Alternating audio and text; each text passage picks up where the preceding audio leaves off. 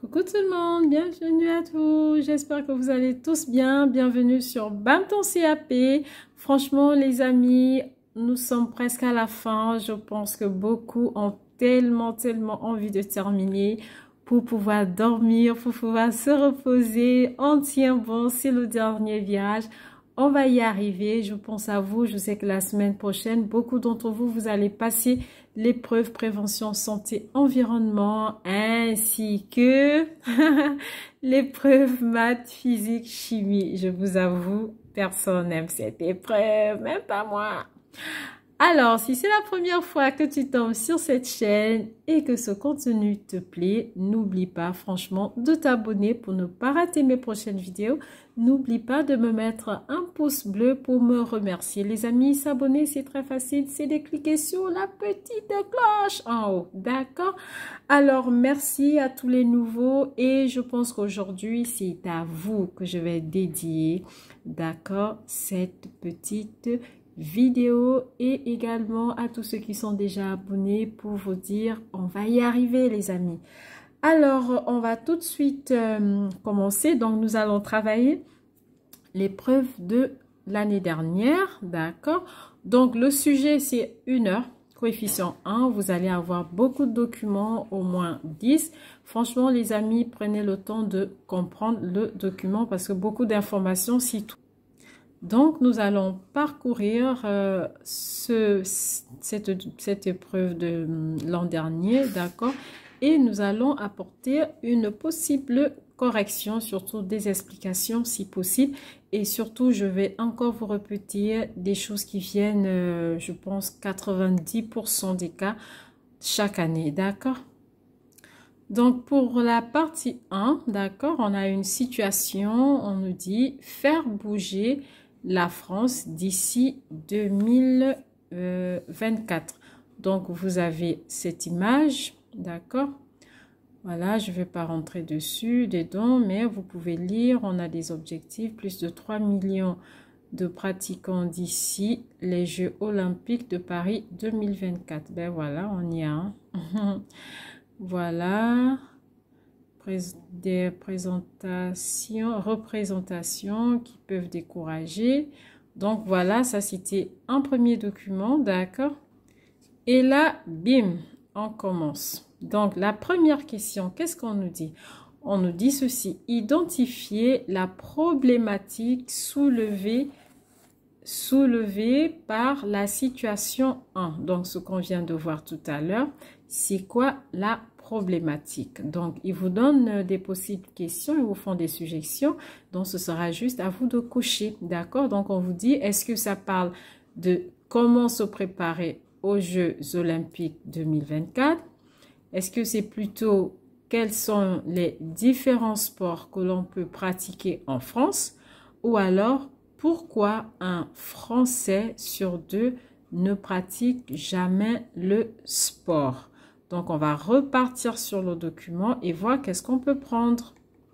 Donc, si on revient sur le sujet, déjà, on voit le titre « Faire bouger la France d'ici 2024 ». Pourquoi faire bouger? Ça veut dire que la France ne bouge pas du tout. Il faut faire bouger la France. Et qu'est-ce qu'on voit? On voit des images, on voit tout ce qui est activité sportive. Il y a des enfants qui font du vélo, le poids, je sais pas, le foot.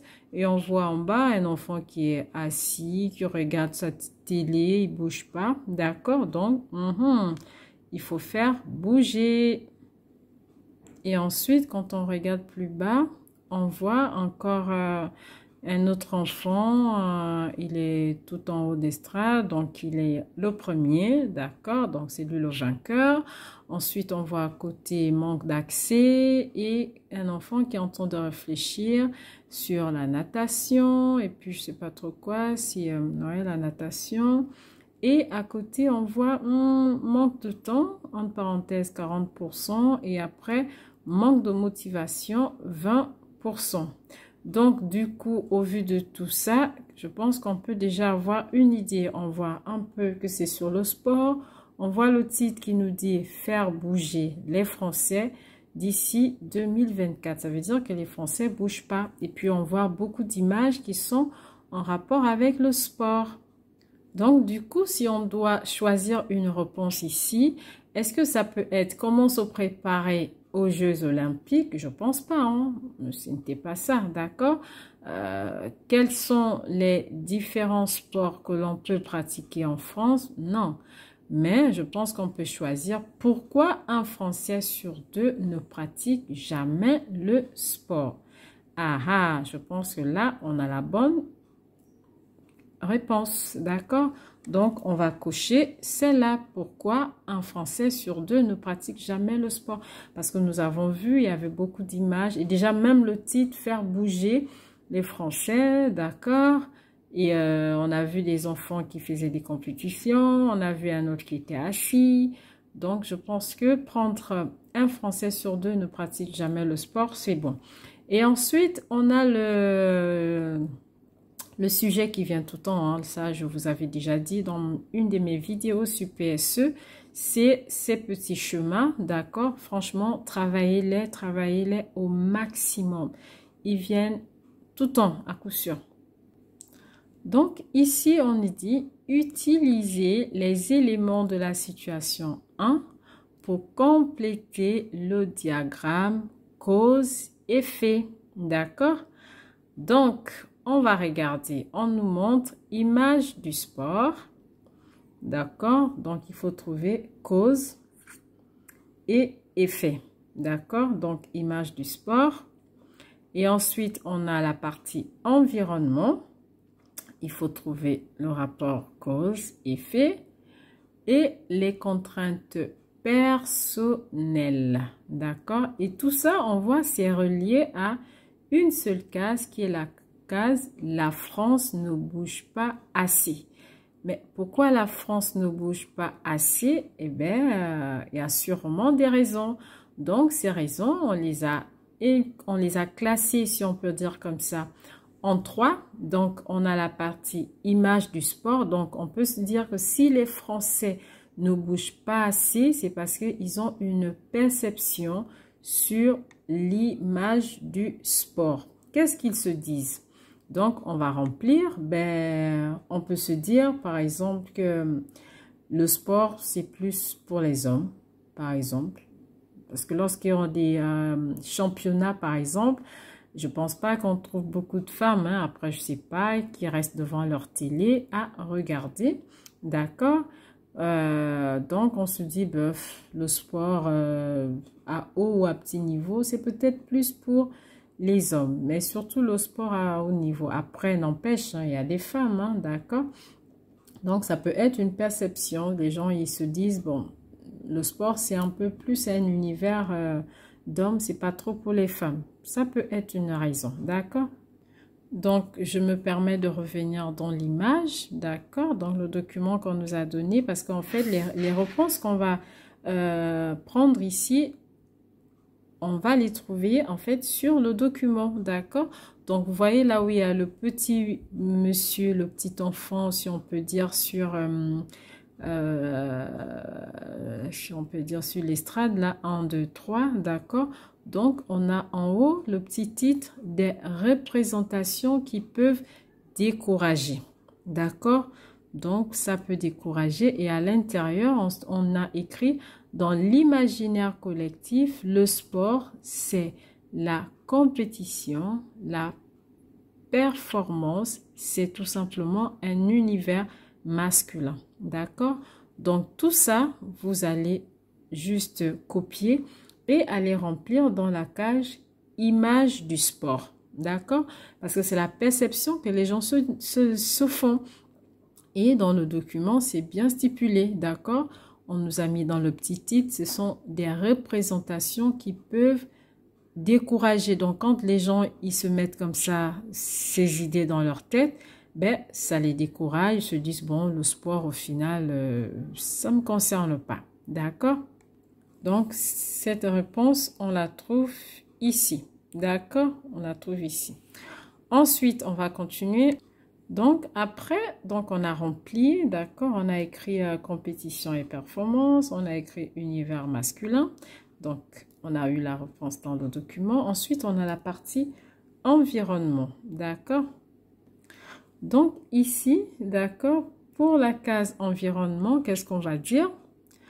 D'accord, donc les causes environnementaux, on va tout simplement regarder dans le document et là on voit le manque d'accès à des équipements près de chez soi, d'accord, et également une offre adaptée. Donc ça peut être des causes environnementaux. Donc ça, nous l'avons ici au milieu, d'accord? Donc ici au milieu, nous avons la réponse à cette question, donc à cette partie environnement, d'accord? Et après, on avait une autre dernière cas. Donc tout ça, ce sont des causes, hein, d'accord? Donc après, on avait les contraintes personnelles, d'accord? Donc pour les contraintes personnelles, donc on a à côté, qu'est-ce qu'on a? On a le manque de temps, donc 40% se disent ben j'ai pas de temps et 20% se disent j'ai pas de motivation, d'accord? Ça c'est les contraintes personnelles. Donc une fois vous avez énuméré tout ça, donc là vous venez tout simplement, vous les copiez, hein, d'accord? Après il faut vraiment avoir compris le sujet. Ça a l'air facile comme ça parce que c'est des corrections, mais je vous avoue que lors de l'examen c'est pas évident, d'accord? Raison pour laquelle je vous fais travailler plusieurs sujets. Ça vous permet d'avoir une idée vraiment un peu plus large, vraiment que votre esprit soit ouvert et aller rapidement comprendre ce qu'on attend de vous. Par exemple, là, de voir que lorsqu'on vous pose des questions comme ça avec un document, rassurez-vous, il y a toujours des réponses dans le document. Après, allez-y discerner vraiment ce qui a lieu de prendre, d'accord? Donc là, on a rempli avec toutes les informations données dans le document. Donc, si on revient, d'accord, sur notre question 1-2, d'accord, donc ce petit diagramme cause-effet, du coup, on a rempli les causes, d'accord? Donc, on a des causes sur l'image que les gens se font du sport. On a, par exemple, les gens, ils pensent que le sport, c'est un univers féminin, d'accord? Le sport, c'est juste pour faire des compétitions, c'est pour de la performance, ça c'est un. On a une autre cause, c'est une cause environnementale, d'accord? Donc, les gens, qu'est-ce qu'ils se pensent? Ils disent qu'ils n'ont pas, ils ont un manque d'accès, de proximité, d'accord? Et ensuite, une autre cause qu'on a énumérée, ce sont les contraintes personnelles. Donc, ce qui vraiment qui nous est propre, donc ce qui nous empêche vraiment de pratiquer. Les gens disent qu'ils n'ont pas de temps, ils se lèvent à 6 heures, ils rentrent à 20 heures, ils sont fatigués. Et en plus, il y a tout simplement le manque de motivation. Donc, tout ça, en fait, ce sont des causes. Et vous voyez sur le graphique, vous voyez avec moi ici, d'accord? Donc, tout est relié. Vous avez image du sport, vous avez une flèche qui est sur la base ici, d'accord? Vous avez cette base-là. Vous avez environnement, elle aussi, elle est reliée avec une flèche. Vous avez contraintes personnelles, ici aussi, toutes ces causes-là, d'accord, ont toutes des flèches et toutes les flèches sont reliées, d'accord, sur cette ligne qui est un peu plus en gras. Et cette ligne, elle nous mène vers quoi? Vers l'effet. L'effet, c'est quoi? C'est la France ne bouge pas assez. Mais pourquoi la France ne bouge pas assez? Mais à cause de tout ce qu'on vient d'énumérer. Donc, on a là les causes. Et les causes, voici les effets. Les effets, c'est que les gens, ils ne bougent pas assez. D'accord? Parce que le diagramme était basé sur cause, effet. Donc, les causes, c'est ce qu'on a énuméré. Et l'effet, donc, ce que ça donne au final, c'est que personne ne bouge. D'accord? J'espère que vous avez, franchement, les amis, compris le diagramme. Et on va continuer. Donc, on continue. On nous dit ensuite, pour maintenir le capital santé des Français, le gouvernement souhaite inciter à la pratique régulière d'exercices physiques. Donc, la question 1.3 dit ceci. Justifier cette volonté en proposant 2 arguments en faveur d'une activité physique régulière. D'accord? Donc, ici, vous pouvez répondre par vos connaissances ou tout simplement partir chercher sur le document. D'accord? Donc, en gros, c'est de chercher 2 arguments, hein, d'accord, qui sont en faveur d'une activité physique régulière. Donc, le fait de pratiquer régulièrement une activité physique, d'accord? Quels en sont les bénéfices, d'accord? Qu'est-ce que cela nous apporte, d'accord? Donc, vous pouvez chercher dans vos connaissances, mais on peut regarder également sur le document. Donc, nous allons tout de suite regarder sur le document. Donc, ici, on nous demande 2 arguments prouvant que le fait de pratiquer une activité physique, une activité voilà, physique, une activité sportive fait du bien. Donc, vous regardez dans le document, d'accord? Vous regardez ici. Donc, vous regardez là. C'est écrit pourtant. Et à l'intérieur, vous avez l'activité physique et sportive a des effets reconnus sur le bien-être et la prévention des maladies. D'accord? Donc, ce sont des arguments. L'activité physique et sportive, elle a des effets reconnus sur le bien-être. Donc, le fait de pratiquer du sport, le bien-être, c'est-à-dire on est en bonne santé, d'accord? On peut ainsi, donc bien-être, donc on est en bonne santé et la prévention des maladies, donc ça évite d'avoir des maladies. Donc ça c'est déjà un argument. On peut chercher un autre argument, on peut tout simplement dire que le fait de pratiquer une activité physique et sportive, ça va tout simplement nous permettre de garder nos cellules vraiment un peu plus longtemps, en bonne santé ou en forme pour éviter de vieillir rapidement. Donc, ça va nous permettre de rester toujours en forme, hein. Ça va aussi limiter le stress parce que quand on pratique une activité sportive, franchement, on évacue tout ce qu'on a en nous, d'accord? Donc, on peut dire comme ça, 2 arguments, ça permet de limiter le stress, ça permet de rester en bonne santé et d'éviter d'avoir des maladies, d'accord? Ça permet aussi de ne pas vite vieillir. Voilà, par exemple, d'accord? Mais on vous a demandé que 2 arguments. Donc, vous avez un là et puis un autre que vous cherchez dans vos connaissances. Ensuite, on passe à un autre document. On vous présente le document 1. C'est écrit « Production d'énergie par le muscle ». Pourquoi on nous parle du muscle? Le muscle, parce que lorsqu'on pratique une activité physique, d'accord, et sportive, vous êtes d'accord avec moi, hop, on a le muscle, ça va bouger un peu. Ça bouge, ça se contracte, ça se détraque, voilà, donc le muscle. D'accord, donc raison pour laquelle on nous montre ce gros muscle.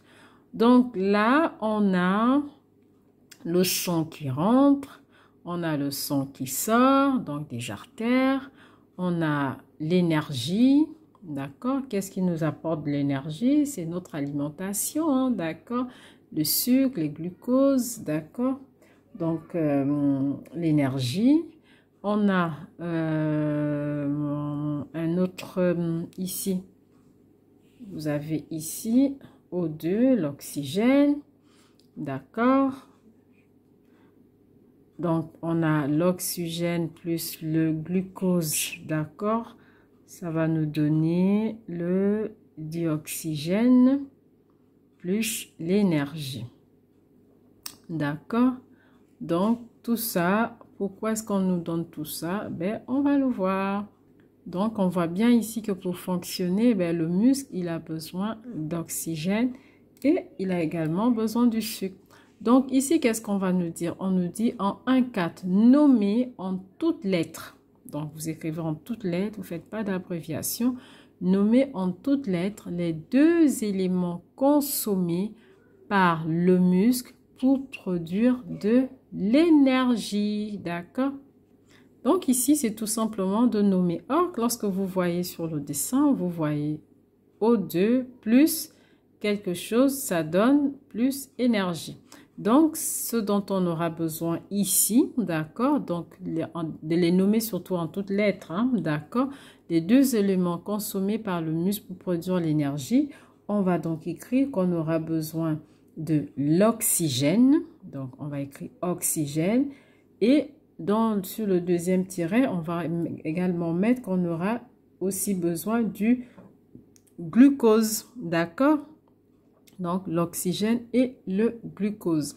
Ensuite, on vous dit quoi dans la question suivante? Donc là, on a répondu à la question 1,4. Donc, on mettra qu'on a besoin, premier tiret, de l'oxygène et deuxième tiret, on a besoin du sucre, d'accord? Donc, du glucose, d'accord? Ensuite, en 1-5, on dit de justifier l'augmentation du rythme cardiaque lors de l'exercice physique. Ben oui, lorsqu'on court, qu'est-ce qui se passe? On va avoir des battements qui sont un peu plus forts. Parce qu'on a fait des efforts. Donc, de justifier pourquoi le rythme cardiaque, ben, pourquoi est-ce qu'il augmente lors de l'exercice physique. Donc, ici, on va tout simplement dire que le rythme cardiaque lors d'un exercice physique augmente. C'est tout simplement parce que il faudrait apporter le plus rapidement, d'accord, les éléments qui sont nécessaires à la contraction des muscles. Donc, c'est pour cela, lorsqu'on court, ben, notre rythme cardiaque va augmenter, d'accord, parce qu'il faut un apport plus grand, donc un apport en quantité vraiment plus importante pour pouvoir vraiment contracter le muscle, parce que le muscle, il a besoin de manger, il a besoin de se nourrir, il a besoin de prendre des forces.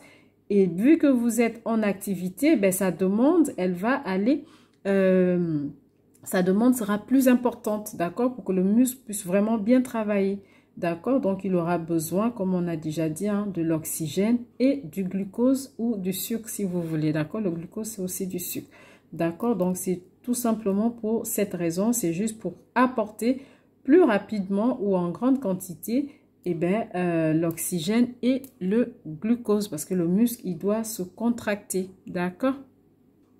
Donc, dans la question 1.6, on nous dit proposer 2 activités de la vie quotidienne, d'accord, qui permettront à une personne d'être active au quotidien sans pratiquer nécessairement un sport. Donc, vous n'êtes pas obligé de partir dans une salle de sport, prendre un abonnement et puis aller lorsque vous avez du temps pour pratiquer un sport. On dit tout simplement de proposer 2 activités de la vie quotidienne. Donc, quelque chose qui est banal, que vous pouvez faire tous les jours, mais qui va être un plus, d'accord, pour votre organisme.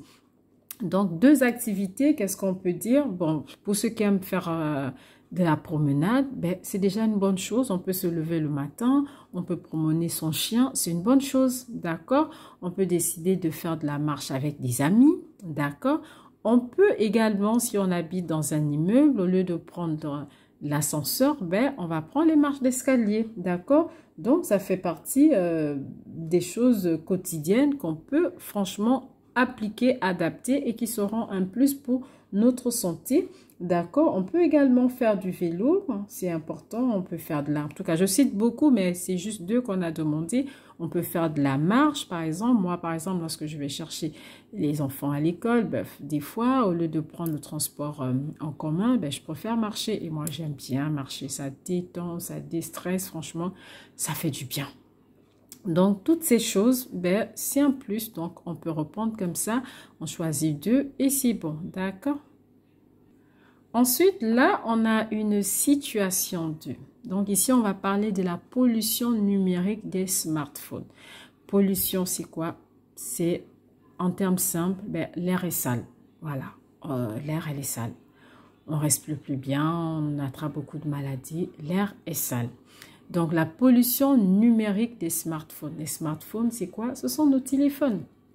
Donc, la pollution numérique n'a ni odeur ni couleur. Ben oui, pollution, ben, on ne voit pas hein, la pollution numérique. Quand on parle du numérique, c'est du digital, c'est informatisé, on ne voit pas forcément, d'accord? C'est pas comme les ordures, lorsqu'on les pose, on peut les voir. Mais la pollution numérique, on ne la voit pas et pourtant elle est présente. Donc, c'est pour cela qu'on nous dit qu'elle n'a ni odeur ni couleur. Elle n'a même pas de forme, mais elle existe bel et bien. Son empreinte carbone est si élevée que si elle était un pays, elle serait le 3e plus grand consommateur d'énergie au monde. Ah ouais. Donc, c'est un peu compliqué là. L'empreinte carbone, c'est quoi? L'empreinte carbone, c'est tout simplement Donc, en fait, l'empreinte carbone, lorsqu'on parle de l'empreinte carbone, c'est tout simplement, en fait, un indicateur, d'accord, qui permet de mesurer l'impact d'une activité, d'accord, sur l'environnement, d'accord. Par exemple, si on veut mesurer l'effet du CO2 qu'on rejette dans l'air, donc vraiment pour mesurer cet impact-là, le fait de faire telle ou telle activité, qu'est-ce que ça fournit comment dirais-je, comme dioxyde de carbone dans l'atmosphère, dans l'air qu'on respire. Donc, c'est vraiment pour mesurer l'empreinte carbone, c'est vraiment pour mesurer les dégâts, si je peux parler simple. C'est pour mesurer les dégâts d'une activité, d'accord? Donc, les effets néfastes que cette activité, en fait, elle a dans l'environnement. C'est ça l'empreinte carbone. Donc, on dit que la pollution numérique de nos téléphones, d'accord, on dit que son empreinte, lorsqu'on essaye d'évaluer, lorsqu'on essaye vraiment de mesurer, on dit que c'est tellement élevé, si élevé, que si cela était un pays, en fait, il serait le 3e plus grand consommateur d'énergie du monde. 3e, bon, c'est chaud quand même, hein? Donc, allez-y voir que c'est vraiment important, d'accord? Donc, la pollution des smartphones, c'est chaud quand même. Ça ne se voit pas, mais c'est important au point où ça peut occuper la 3e place, d'accord? De consommateurs d'énergie dans le monde. Et ensuite, on nous parle des principaux impacts environnementaux, d'accord? Donc, les dégâts, d'accord? Qu'est-ce que ça fait? Cette pollution-là. Donc, les principaux impacts environnementaux, donc les impacts dans l'environnement. Donc, les principaux impacts environnementaux des smartphones sont l'épuisement des ressources, les atteintes à la biodiversité dues au rejet toxique dans l'environnement et les émissions de gaz à effet de serre. Ensuite, on nous parle de la fabrication d'un smartphone. Donc, entre parenthèses, de l'extraction des minerais à l'assemblage final.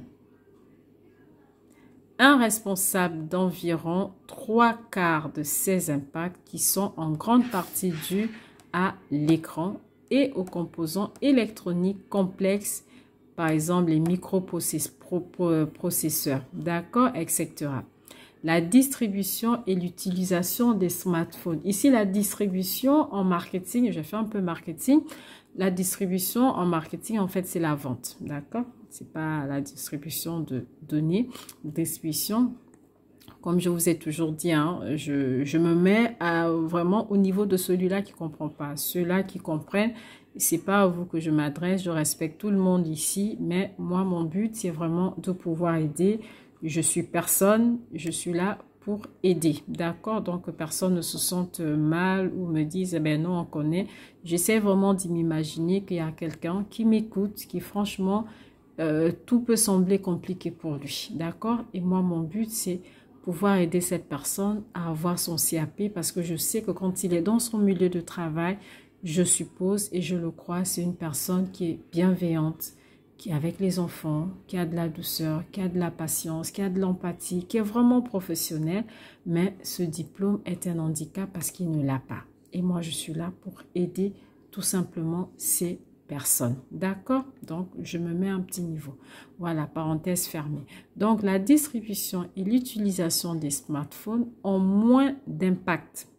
Ça voudrait dire que la grande pollution qui se fait, d'accord, concernant la pollution numérique des smartphones, elle est moins importante lorsqu'il s'agit de la distribution et l'utilisation des smartphones. Donc, elle a moins d'impact, elle salit moins, elle pollue moins notre air, d'accord? Donc, le fait de vendre, certes que ça pollue, mais ça pollue moins parce que pour vendre, il faut quoi? On va utiliser par exemple des camions qui vont transporter ou des bateaux qui vont transporter. Si par exemple ça a été fabriqué en Chine, il faut transférer en France. Ben, pour faire cette distribution, pour faire cette vente, ben, il va falloir utiliser du carburant, d'accord? Et les voitures, elles font quoi? Elles vont polluer, à moins qu'on ait choisi aujourd'hui la voiture Zoé qui, elle, ne pollue pas, qui est électrique, d'accord?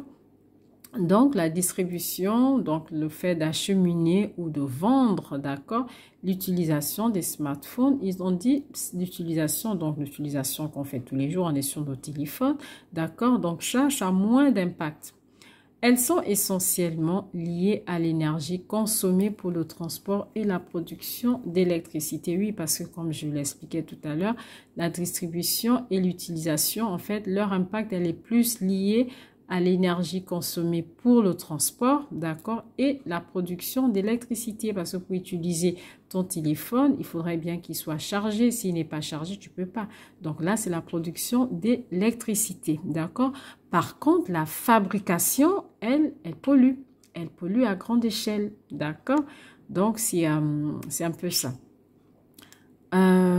Ensuite, on nous dit quoi? On va nous poser, bon, là, j'essaie un peu d'expliquer le document, d'accord, pour les uns et les autres. Donc, on va passer à la question qui se rapporte à ce document. Donc, question numéro 1-7, d'accord? Qu'est-ce qu'on nous dit? On nous dit dans la situation 2, donc dans le document 2, on demande de relever et de classer 3 impacts négatifs des smartphones sur l'environnement. Voilà, donc lorsqu'on fabrique des smartphones, donc nos téléphones, on choisit 3 impacts négatifs, d'accord? Donc, ils ne sont pas pour notre bien, d'accord? Dans notre environnement. Donc, éléments impactés. Donc, la quantité de l'air, la qualité autant pour moi, la qualité de l'air, quel sera l'impact? Dans la diversité des espèces autant pour moi, il faudra mettre l'impact négatif. Dans la disponibilité des ressources, il faudra également mettre l'impact négatif. Dans les éléments impactés, c'est-à-dire cette pollution-là, quels sont les éléments qui ont été impactés? Quels sont les éléments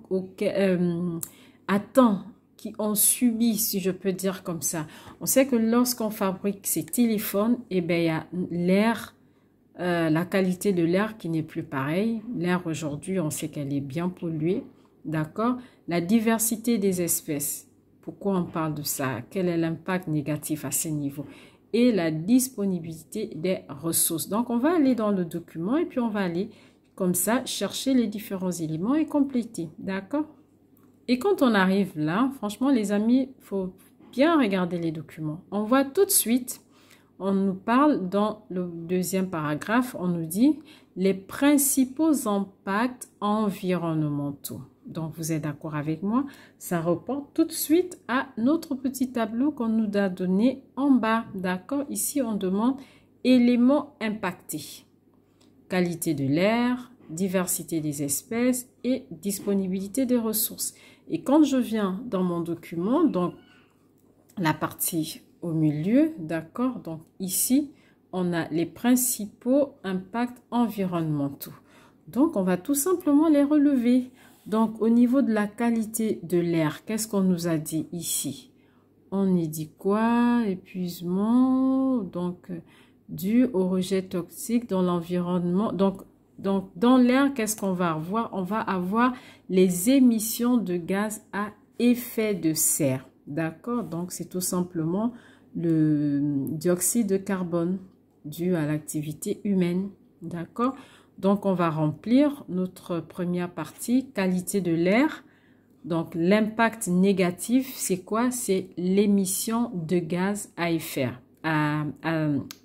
effet de serre. D'accord? Parce qu'on ne peut pas mettre ici dans la qualité de l'air, vous êtes d'accord avec moi, on ne peut pas aller mettre épuisement des ressources. Est-ce que l'épuisement de ressources, est-ce qu'il y a un rapport avec l'air? Non, l'air, c'est un gaz, d'accord? C'est de l'oxygène, d'accord? Donc, qualité de l'air, ce qu'il faut compléter, c'est émission de gaz à effet de serre. Parce que là, c'est un gaz, c'est ce qu'on retrouve dans notre qualité d'air qu'on respire aujourd'hui, d'accord? Donc, qualité de l'air, on mettra impact négatif, émission de gaz à effet de serre. Donc, nous avons cette réponse ici. Émission de gaz à effet de serre. Ensuite, diversité des espèces. Donc, quand on parle de diversité d'espèces, d'accord, donc la faune, la flore. Donc, ici, qu'est-ce qui nous parle de ça ici? On a ici les attentes à la biodiversité, d'accord? Donc, on mettra ici attente à la biodiversité. La biodiversité, c'est tout simplement l'ensemble des êtres vivants, d'accord, et leur écosystème, d'accord. Donc, par exemple, les poissons et le milieu dans lequel les poissons vivent, d'accord. Aujourd'hui, on sait que la pollution, il y a beaucoup de personnes, ils partent à la plage, ils n'enlèvent pas les déchets, ils jettent dans l'eau et souvent, les poissons, les tortues marines, souvent, ils se font prendre au piège avec des sachets, ils pensent que c'est à manger, ils se mettent à manger et après, ben voilà, on les trouve morts, d'accord? Donc, ça, c'est juste un exemple, hein. Donc, ici, la diversité des espèces, on va prendre tout simplement la partie attente à la biodiversité, étant donné que la biodiversité fait référence à l'ensemble des êtres vivants et de leur écosystème, d'accord? Ensuite, on va parler de la disponibilité des ressources, la disponibilité des ressources, d'accord? Les ressources ici, c'est vraiment plus les ressources naturelles, d'accord? Comme le pétrole, d'accord? Comme l'or, d'accord? Parce que pour fabriquer nos smartphones, ben, on a besoin, d'accord, des ressources naturelles. Donc ici, qu'est-ce qu'on a dit pour cette partie? On nous a dit épuisement des ressources. Ben oui, les gens demandent encore et encore de téléphones. Il faut sortir le dernier cri de je ne sais pas quel téléphone.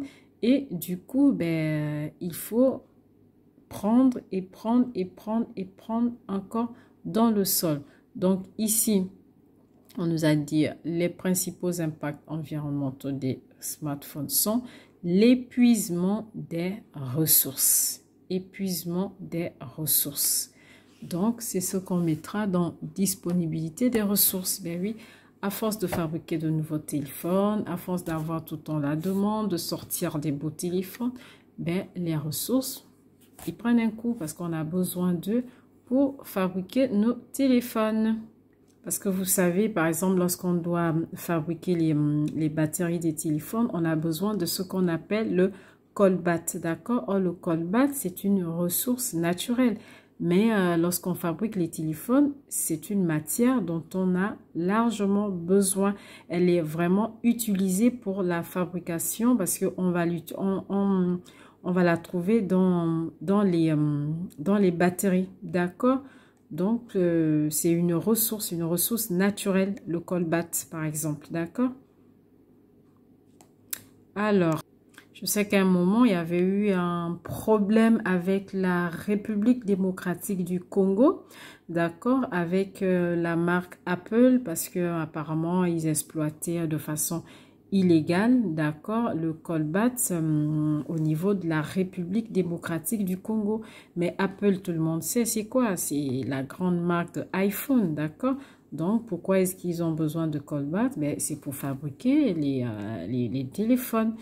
Donc, voilà, mais ça va prendre comme ça dans les réserves. Donc, du coup, on ne peut même pas laisser vraiment le temps aux ces ressources naturelles de se reposer. À chaque fois, il faut extraire davantage, encore et encore. D'accord? Et la disponibilité des ressources, ben, elle va diminuer. D'accord? Donc là, on a fini avec cette question. Donc, on a rempli l'impact et on va passer à quoi? 1.8, on nous dit dans 1.8, expliquer à quoi correspond l'empreinte carbone d'un smartphone, d'accord? Donc, d'un téléphone. Donc, l'empreinte carbone, comme je vous disais, c'était pour mesurer, si on peut dire comme ça, vraiment la présence donc, c'est pour mesurer vraiment l'impact, d'accord, de l'activité humaine sur l'environnement, d'accord? Qu'est-ce que ça fait si, par exemple, on fabrique beaucoup de téléphones, mais quelles sont les conséquences dans pour notre environnement, d'accord? Donc ici, lorsqu'on demande d'expliquer à quoi correspond cette empreinte carbone pour un smartphone, ben on peut tout simplement dire que l'empreinte carbone, en fait, elle correspond aux émissions de gaz à effet de serre qui sont liées, d'accord, à une activité, par exemple à la fabrication de téléphones, d'accord, le fait vraiment d'en fabriquer en quantité. À chaque fois, il faut toujours de nouveaux téléphones, toujours de grandes marques, d'accord. Donc l'empreinte carbone, ben, elle correspond à l'émission de gaz à effet de serre qui est lié à une activité, c'est-à-dire à la fabrication, par exemple, de téléphones. D'accord? C'est ça à quoi correspond l'empreinte carbone. D'accord? Ensuite, dans la question 1.9, on nous dit que toutes les étapes de vie d'un smartphone sont à l'origine de son empreinte carbone, repérée en entourant l'étape ayant le plus fort impact environnemental.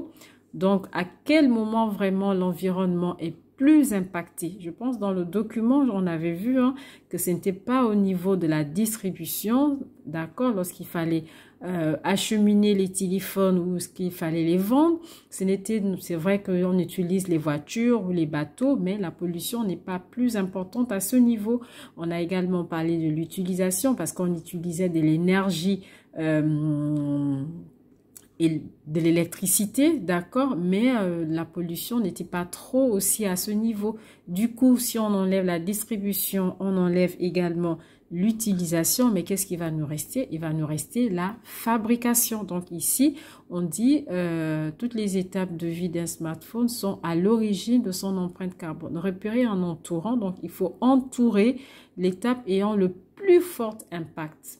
Donc, ici, c'est la fabrication. Donc, on va entourer tout simplement fabrication, les amis. Ensuite, on va passer à la question 1.10. Ici, on nous dit de proposer deux mesures individuelles pour réduire les effets des smartphones sur l'environnement. Ben déjà, la première chose, d'accord, moi, j'ai toujours dit, il faut apprendre à utiliser les choses de deuxième main. Franchement, au lieu d'aller à chaque fois acheter du neuf, c'est mieux de partir. Il y a beaucoup de magasins de reconditionnement. Ben, vous partez et vous achetez un téléphone reconditionné. Ben, tout de suite, vous évitez de fabriquer 1 ou 2, 3 téléphones.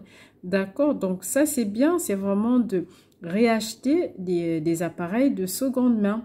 Donc des appareils qui ont été reconditionnés, au plus que d'acheter à chaque fois du neuf, d'accord? Donc, ça peut être déjà une mesure individuelle, d'accord? Qu'est-ce qu'on peut aussi faire? On peut également recycler un appareil lorsqu'il ne fonctionne plus, d'accord? Au lieu de le jeter, il y a des magasins qui mettent, lorsque vous avez un appareil qui ne fonctionne plus, ben vous l'amenez, ils vont le recycler.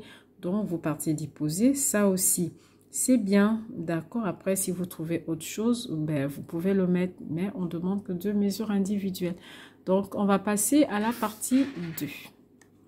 Voilà, donc la partie 2, on nous présente une situation, partie 2.1. Donc, voilà la situation. On nous parle de Simon. Simon, c'était un menuisier, donc il travaille le bois pour fabriquer des meubles, d'accord. Donc, il travaille le bois dans une entreprise de 54 salariés et il fait ce travail de menuiserie depuis 3 ans. Il travaille dans un atelier bruyant, poussiéreux et découpe des planches à l'aide d'une scie circulaire. Je ne sais pas si vous avez déjà été dans des ateliers de menuiserie. Je vous assure, la plupart du temps, ils ont des trucs sur le nez comme des masques parce qu'il y a de la poussière. Vous savez, quand vous faites le bois, je ne sais plus comment on appelle ça, vous travaillez le bois, il y a toujours des copeaux. Ça va partir dans l'air, donc c'est des endroits bruyants parce que vous avez les sillons, il faut raboter, il faut scier, donc ça fait beaucoup de bruit. Et alors là, la poussière, la poussière, parce que le bois, il y a les résidus qui vont tomber, il y a les copeaux de bois, d'accord. Donc lui, il travaille dans un endroit comme ça et il le fait depuis 3 ans, d'accord. Et la scie circulaire, vous savez, c'est hyper dangereux. Beaucoup de personnes, malheureusement, ont eu à perdre l'usage de leurs membres, notamment des mains. D'accord? Donc, chaque jour, on dit il doit être très attentif afin de ne pas se blesser. Ah oui, parce qu'il suffit franchement d'une minute d'inattention et au lieu de passer le bois, et ben c'est ça, mais qu'on passe. Alors là, c'est tout de suite, hein, ça coupe les tendons, ça coupe tout et on a le bras par terre. Bref, donc on dit en 2, 1, 1. Listez 3 dangers auxquels est exposé Simon lors de cette activité professionnelle. Les amis, je pense que ça, vous devez déjà connaître, ça vient tout le temps. Donc ici, on dit sûrement de lister 3. Donc dans la situation, je pense que vous pouvez déjà prendre des infos. Donc on a quoi? On a la poussière, d'accord? Donc la poussière qui va se propager dans l'air, d'accord? On a également la machine, donc la scie circulaire qui est hyper tranchante et on a le bruit, d'accord? Donc rien que ça, on peut déjà le noter. Et même le fait de raboter comme ça, parce que tu ne vas pas raboter tout droit, on demande toujours de garder le dos droit. Il va falloir se baisser un tout petit peu pour raboter parce qu'il faut pousser, il faut retirer et tout. Donc peut-être aussi de la position, mais surtout pour moi, je vois le bruit des machines, je vois la poussière et surtout la scie circulaire. Donc moi, je pourrais citer ces 3 dangers auxquels est exposé Simon, d'accord? Et voilà, comme toujours, c'est toujours les mêmes choses, c'est toujours ces chemins, personnes, situations dangereuses, et ainsi de suite. Donc ça, je pense, vous savez, franchement, travaillez ça à fond parce que ça vient tout le temps. Donc ici, on dit analyser la situation 3 en complétant les 5 éléments composant le chemin, l'apparition d'un dommage. Donc, on vous donne le chemin ici, d'accord? Donc, en 1, on vous demande de mettre la personne. Donc, la personne ici, c'est qui? C'est Simon. Donc, Simon, le menuisier. D'accord? Il est menuisier depuis 3 ans. D'accord? Ensuite, en 2, on nous donne quoi? On nous donne la situation dangereuse. La situation dangereuse, ici, c'est quoi? C'est le bruit, la poussière, c'est la scie, là, qui est tranchante. D'accord? En 3, on nous dit quoi? En 3, on nous parle de... situation dangereuse. Attendez. Attendez, je recommence. Donc, on a dit en 1, d'accord, la personne. La personne ici, c'est Simon, donc le menuisier. Il est menuisier depuis 3 ans, d'accord. Ensuite, en 2, on a parlé du danger. Le danger, on a dit quoi? Le danger, on a dit c'est le bruit, c'est la poussière et c'est la scie parce qu'il y a une lame qui est hyper tranchante, d'accord? Ensuite, en 3, on nous parle de la situation dangereuse, d'accord? Donc, la situation dangereuse ici, c'est le fait de travailler dans le bruit, dans la poussière, de travailler tout le temps avec une scie qui est tranchante, d'accord? Ensuite, la partie 4, on dit événement déclencheur, d'accord? L'événement déclencheur, ici, c'est parce que Simon travaille depuis 3 ans, d'accord? Donc, il travaille là depuis 3 ans, d'accord? Ensuite, il y a quoi? Ah, il y a 2 traits. Donc, vous voyez, quand il y a 2 traits comme ça veut dire il faut mettre 2 réponses. Donc, on va dire qui travaille depuis 3 ans, d'accord? Donc, le 4, l'événement déclencheur, on a dit, c'est le fait de travailler tous les jours, d'accord? Depuis 3 ans, d'accord? Donc, c'est la même activité. L'autre chose aussi, c'est qu'il peut avoir le fait de ne pas être attentif et il peut se couper, d'accord? Donc, s'il fait pas attention, il peut se couper. Donc, ça, c'est un événement déclencheur. Et ensuite, on a en 5, on a dommage, comment on appelle? Potentiel, d'accord? Donc, déjà, le fait d'être tout le temps dans le bruit, ben, il est exposé à la surdité. Il peut avoir aussi une coupure de la main. Il peut avoir également des problèmes de dos parce que comme je vous disais, il ne peut pas faire ce travail avec un dos droit. Il faut légèrement se pencher. Or, c'est quelque chose qu'on fait tout le temps. Donc, ça peut être un dommage potentiel. D'accord? Donc, ici, on nous demande en 2, en 3 de proposer une mesure une seule mesure permettant de prévenir le risque analysé. Ça, c'est des questions qui viennent tout le temps. Donc ici, on peut par exemple proposer une limitation du temps d'exposition au bruit, d'accord? Et comme ça, il ne va pas trop rester à subir ça, hein. Donc ça, c'est une proposition qui permet de prévenir les risques qu'on a analysés, d'accord? Et on peut également aussi pour la scie, vraiment toujours se rassurer que la scie est en bon état, qu'elle ne va pas elle va pas, je sais pas, moi, il peut avoir une défaillance du système et que la scie, au lieu de partir dans un endroit où il sait qu'il doit suivre un chemin, ben, que la scie dévie et que ça finisse sur sa main. Et également, franchement, avoir de bonnes protections, d'accord, si possible, d'accord. Et voilà, donc on peut proposer ces deux mesures-là. Donc, c'est vraiment essayer de limiter le nombre de temps à l'exposition, essayer de se protéger aussi les oreilles, d'accord, pour vraiment ne pas trop avoir de bruit.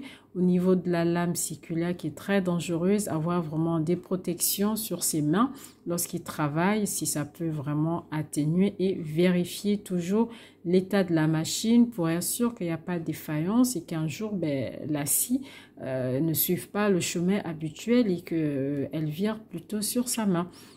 Ensuite, on a la question 2.1.4. On dit de nommer un acteur de la prévention de l'entreprise pouvant aider à la mise en place de cette prévention. Ça aussi, c'est une question qui vient tout le temps. Donc, 2.1.4. Qu'est-ce qu'on peut dire ici? Donc, ici, pour nommer un acteur de la prévention de l'entreprise qui peut aider à la mise en place de cette prévention, on peut parler par exemple de la formation SST, c'est-à-dire sauveteur, secouriste du travail, d'accord? On peut parler de ça, on peut également parler on peut aussi parler du PPRP, d'accord? C'est-à-dire les salariés compétents pour la protection, d'accord, et la prévention des risques professionnels, d'accord? Donc, on peut parler de ces deux-là, du PPRP et de la formation SST, d'accord? Ensuite, on voit le document 2. Donc, ici, on nous parle des risques professionnels dans le métier du bois. Donc, ici, les accidents liés à la manutention manuelle, donc 75%. On a 9% des accidents liés aux chutes, 15% des accidents liés aux machines et outillage, 150 000 journées perdues par an. Oula, c'est beaucoup ça. D'accord? Donc, ça, c'est le document. Donc, c'est le document 2 et après, on va avoir des questions dessus. Donc, on nous dit en question 2.1.5, identifier en cochant la grande famille des risques qui correspondent aux principaux accidents du secteur des métiers de bois. D'accord? Donc, on vous donne des propositions et on vous demande de cocher un risque ici. D'accord? Donc, est-ce que c'est le risque électrique? Est-ce que c'est le risque chimique, mécanique ou biologique? Ben, ici, ce sera plus le risque mécanique, d'accord? C'est pas biologique, c'est pas chimique, c'est pas électrique non plus. D'accord? Ben, ce sera plus mécanique. On a toujours des machines qui sont là. Donc, ben, le risque ici, il correspond plus au risque mécanique. D'accord?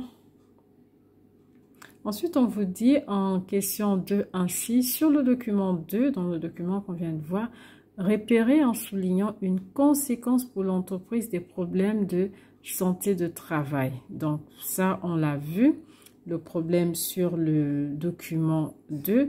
Donc, je vous montre ici, on a vu, c'est 150 000 journées perdues par an.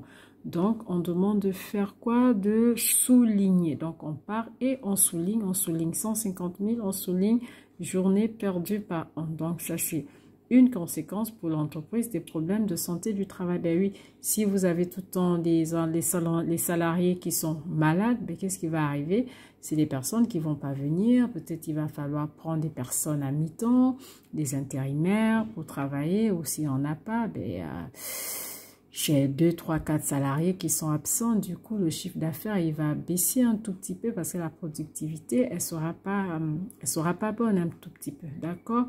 Donc, voilà. Donc, ça, on le fait. Ensuite, on fait la question 2.1.7. En déduire en quoi la santé du travail est un enjeu économique pour l'entreprise. D'accord? Ben oui, c'est un enjeu économique pour l'entreprise. Donc, c'est quelque chose qui est économique, ça veut dire, ça fait référence à la productivité, à l'argent.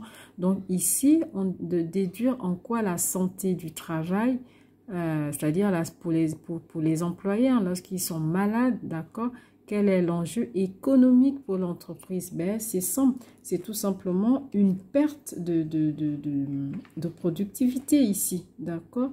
Perte de productivité, donc un manque à gagner. Un gros manque à gagner. Un gros manque à gagner parce que 150 000 journées perdues par an, c'est beaucoup. C'est beaucoup parce que ces personnes-là, on suppose qu'ils devaient être sur des machines et s'ils ne sont pas là, ben, si on n'a pas de remplaçant, ben, ça va être compliqué. D'accord? Donc, c'est un gros manque à gagner. D'accord? Donc, tout simplement, perte de productivité. Voilà. Ensuite, on a la partie 2.2. On nous donne une situation d'accident de travail. On nous dit qu'en branchant la scie choqueuse portative, Sandra entre en contact avec une partie sous tension et reçoit une forte décharge électrique. Du coup, elle tombe au sol. Son collègue Mathias, sauveteur secouriste du travail. Vous voyez, plus haut, on nous avait demandé les préventions. Je pense que c'était dans la question 2.1.4 et je vous avais cité SST.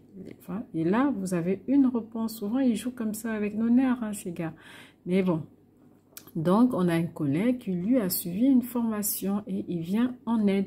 Donc, on dit les 4 actions de secourisme et intervention sont par ordre alphabétique, alerter, examiner, protéger et secourir. On vous demande, ça c'est une question qui vient tout le temps. Franchement, étudier là, il faut connaître ça par ordre. Donc, on dit en 2.2.1 d'indiquer parmi ces 4 actions celle qui doit toujours être effectuée en premier par le SST lorsqu'il intervient. Donc, le SST, c'est tout simplement le sauveteur secouriste du travail. Donc, on vous demande celui qui viendra en premier entre alerter, examiner, protéger et secourir. Qu'est-ce qu'il doit faire en premier? D'accord? Donc, la première chose à faire, c'est ce qu'on vous... c'est ce qu'on va vous demander ici de mettre. Est-ce que vous pensez qu'il doit d'abord examiner? Est-ce que vous pensez qu'il doit d'abord secourir? Donc, vous mettez... Ben, la réponse ici, c'est qu'il doit d'abord protéger. D'accord? Toujours, il faut d'abord protéger. Pourquoi protéger? Parce que le fait de protéger, en fait, ça évite d'avoir un suraccident. Donc, de causer un autre accident à cause du premier accident. Donc, c'est toujours d'abord de protéger. Et je peux vous donner un peu en ordre, d'accord? Une fois vous avez protégé, d'accord? Bon, ça, c'est pas la question, hein, mais la question, c'était juste de mettre la première chose à faire. Donc là, si la première chose à faire, c'est de protéger, mais gardez les 4 en ordre, comme ça, si vous avez... Parce que cette question, elle vient tout le temps. Je vais vous donner dans l'ordre ce qu'il y a lieu de faire. On ne sait jamais pour l'examen, d'accord? Donc, si on vous demandait de faire les 4 dans l'ordre, donc la première chose, c'est d'abord de protéger. D'accord? Comme ça, on évite un suraccident. Ensuite, il faut examiner parce qu'il faut regarder l'état de l'accidenté. D'accord? Une fois on a regardé l'état, est-ce qu'il respire? Est-ce qu'il ne respire pas? Ensuite, il faut alerter. Alerter, il faut appeler les secours. Pourquoi? Parce que ce sont eux qui vont nous donner des indications sur ce qu'il y a à faire ou à ne pas faire. Mais avant de les appeler, il va falloir d'abord examiner. Sinon, vous allez parler avec eux. Ils vont vous poser des questions. Est-ce que la personne... Ah, attendez, je vais vérifier. Vous voyez que là, c'est une perte de temps. On parle de vie d'une personne. Donc, il faut agir très, très, très vite parce qu'on parle de vie d'une personne. Donc, quand on va le donner dans l'ordre, on va d'abord dire qu'il faut d'abord protéger pour éviter un suraccident, d'accord, à cause du premier accident. En deux, qu'est-ce qu'il faut faire? Il faut examiner, il faut voir l'état de conscience des personnes ou de la victime. Parce que lorsque vous allez alerter, c'est-à-dire la troisième chose à faire, ben les secours, ils vont vous demander l'état de conscience, ils vont vous demander de décrire. Et si vous n'avez pas examiné bien avant, vous voyez que vous allez leur perdre du temps. Entre-temps, il y a une vie qui est en danger. Donc, tout se joue dans les fractions de minutes ou de secondes. Donc, il faut d'abord protéger. Ensuite, on va examiner l'état de la victime ou des victimes. Ensuite, alerter, d'accord? Et une fois on a alerté, à ce moment, on peut voir ce qu'ils vont nous dire de faire ou de ne pas faire. Et à la fin, on peut secourir. Peut-être ils vont vous dire, mettez-le en PLS ou faites ceci ou faites cela. Donc, à la fin, c'est secourir. D'accord? Bon, donc on avait demandé de dire ce qu'il fallait faire et d'argumenter. Donc, j'ai déjà argumenté en disant qu'on a besoin de protéger. C'est pour éviter un suraccident à cause du premier. Ensuite, on nous dit que Mathias constate que Sandra est inconsciente et ne respire plus, indiquer le geste de secours qu'il doit effectuer, d'accord? Donc, on ne peut pas le mettre en PLS parce que pour mettre en PLS, il faut que la personne elle soit inconsciente, mais la personne doit respirer. Mais ici, la personne, elle est inconsciente et elle ne respire pas. Du coup, qu'est-ce qu'il faut faire? Du coup, ce qu'on aura à faire ici, c'est une réanimation cardio-pulmonaire parce que là, la personne ne respire plus. D'accord? Et elle est inconsciente. Donc, il faut faire une réanimation cardio-pulmonaire. D'accord? Ensuite, on nous dit en 2, 2, 3, nommer l'appareil que Mathias devra demander à l'un de ses témoins. Bon, là, vous le savez, hein, cet appareil est un peu partout dans les supermarchés, deux fois dans les écoles. D'accord? Si quelqu'un est en arrêt de respiration et qu'il est inconscient et que son cœur a arrêté de battre, ben, il faut tout simplement, soit on lui fait un massage cardiaque et si on a la possibilité qu'on a l'appareil, ben, on va tout simplement prendre cet appareil, souvent c'est écrit DEA, d'accord, c'est tout simplement un défibrillateur, donc c'est le défibrillateur externe automatisé qu'on écrit souvent DEA ou DAE. Donc, c'est un appareil qu'on trouve souvent un peu dans les coins de murs, souvent dans les grandes surfaces ou même dans les établissements. Donc, si on en a à proximité, on peut également utiliser cet appareil. Donc, cet appareil, on va tout simplement mettre son nom, c'est le défibrillateur externe automatisé. D'accord? Donc, je pense que c'est tout pour les questions. Ben, je pense, hein, je vérifie. Voilà les amis, c'était la dernière question. Donc, n'oubliez pas, lorsque la personne est inconsciente et respire, on peut le mettre en PLS, position latérale de sécurité. Mais si la personne est inconsciente et qu'elle ne respire plus, alors là, il faut pratiquer un massage cardiaque et si possible, utiliser l'appareil dans le défibrillateur externe automatisé si on en a à proximité. Sur ce, franchement, je vous dis bonne chance, courage, révisez. J'espère que cette deuxième vidéo de PSE va vous aider. J'ai déjà fait une, je vois que beaucoup de personnes la regardent. Bravo, bravo à tous ceux qui l'ont visionné. Prenez des informations parce que franchement, c'est plus ou moins les mêmes choses. Même si vous ne comprenez pas tout, mais je pense que tout ce que je vous ai donné, vous allez avoir au moins 50% de mêmes situations qui vont se présenter. Après, il faut être un tout petit peu ouvert d'esprit pour essayer d'aller creuser, essayer de bien faire la part de choses.